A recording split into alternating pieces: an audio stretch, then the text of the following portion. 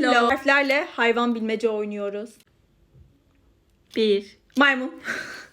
Ödümü kopardı. Kal geldi. 1, 2.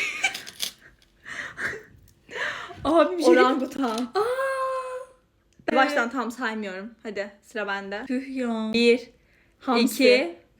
Hamsi bu Aa, balık evet. yani olabilir. Hayvan oluyor, doğru. Horoz. Ah, çok Oo. şükür. 1. Köpek. Aa, en basiti geldi sana. Burada niye bu kadar düşündüm? Yok. Ben pes. Arkadaşlar Bu bu oyunun kadar. kazananı belli.